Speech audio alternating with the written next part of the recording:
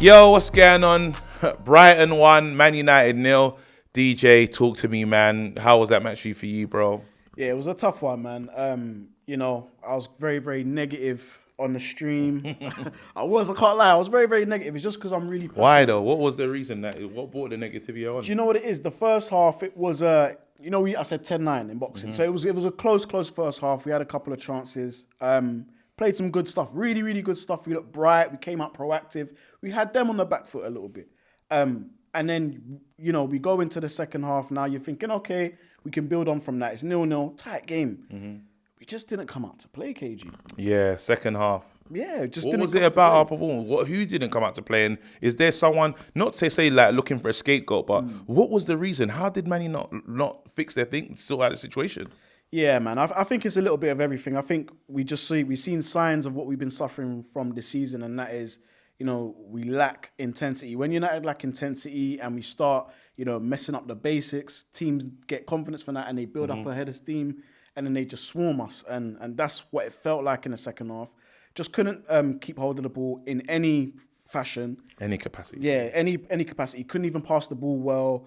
And then you're starting to see sort of like the fouls start piling up. And Brighton, for me, they were just way more aggressive in the second half. And we just didn't match the energy. Because this game was billed as the match for revenge, and one team got the revenge. It's kind of like, if you couldn't write it better, to be honest. If you're a Brighton fan, you lose on penalties and you get a penalty at the dying minute, and then it ends like that. Can Man United blame themselves for this loss, though? Yeah, I think we can only blame ourselves. I think there will be some people that will blame the manager and say, oh, substitutions and that. Look, you can't blame the manager because that first 11 that started is good enough. But then when you look at the bench, who's really coming on to affect the game, to get something out of the game? There's not a lot to choose from. So I don't really blame the manager, but I think those players need to blame themselves, It's a moment of madness for sure. I don't know what he's thinking. I don't know why his hand's above his head like that. And we've just gifted it to Brighton. We've actually gifted it to them because they did play well. Brighton did play well. We played well the first half, but even in our worst moments in the second half, they still wasn't able to get a goal on us. They still wasn't able to win. And then we gift it to them in the last dying seconds. Sure, just on the TV there, probably explaining. Well, you know what? Big up for Shaw for stepping up in that moment and what do you call it? Because it was a moment of madness. It was a moment of craziness. And you think he's been a leader, So you wouldn't expect Shaw to be the one that has that moment of madness. And as Man United got big enough characters to get us over the line, to get us to the top four, because there's still big work to be done. Yeah, there's a lot of work to be done. We was looking at the league table just before we went live, and it's close. It is close. We still think that there's going to be some teams, our rivals are going to be losing points. However, we got to be in control of our own destiny.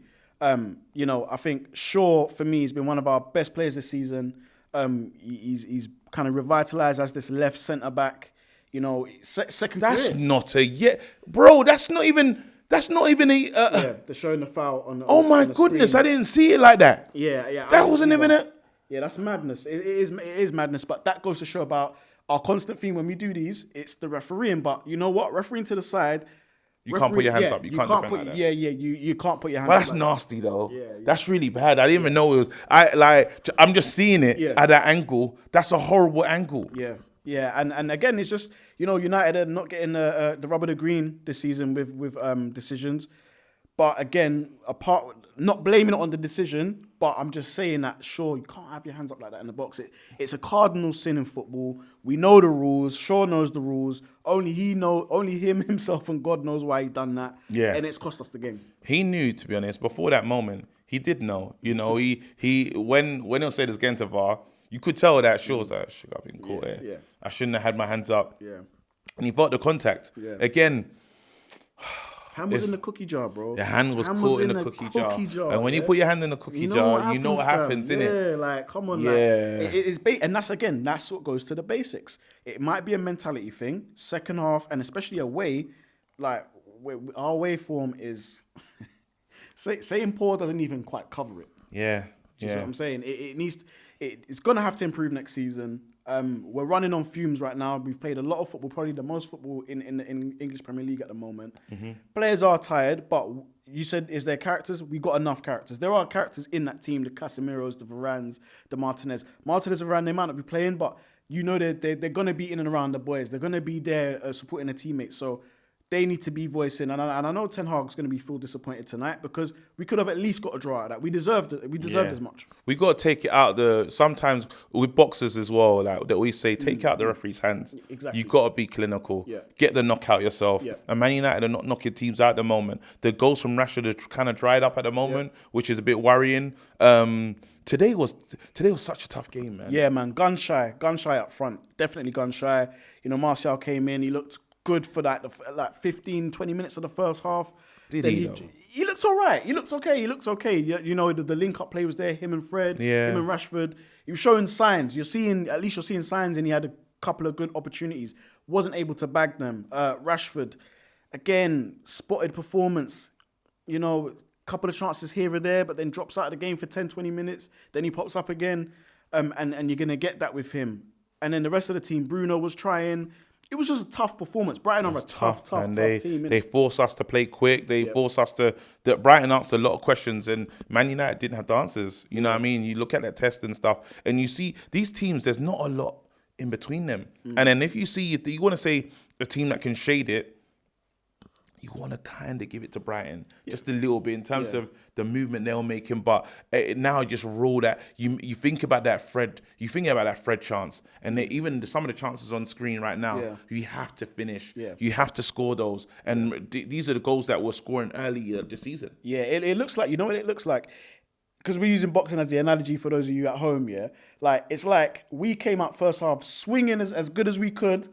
And then we had them on the ropes a couple of times and weren't able to put them away. And it was a war of attrition at the end of the day. Brighton came away. It was a war of attrition. Brighton, they weathered our storm. They came back in the second half, really put it on us, and we just couldn't cope. We was limping to that final whistle.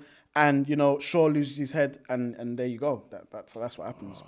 Yeah, man. But we got to bounce back from this, bro. We got to bounce. Yeah, we got to bounce back from this. We can bounce back from this. You know, we never let the manager down twice in a row. We've don't. let him down. You know, he's always got to talk to the guys, but we never let him down twice in a row. And hopefully, the next game's West Ham. West Ham, then we get a home game, and like.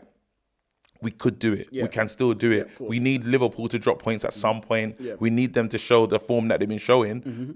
Can we do it? Yeah, we can. We can. There is enough in this team. And I think based off, obviously, this defeat, you know, the boys are going to go back in and Ten Hag is going to regroup the soldiers. You know, Casemiro's playing on the yellow for about, 20 minutes or whatever it was. Yeah. But, you know, get these players back in, Ten Hag. Yeah, we can literally push forward. West Ham is going to be a big game. We need to get those points. Are you keeping the same team? Are you going to change something? I'd keep the same. Make them go and correct it, like you did before. Make them go and correct that and get that win. All right, well, listen, big up, man. Thanks a lot. Peace.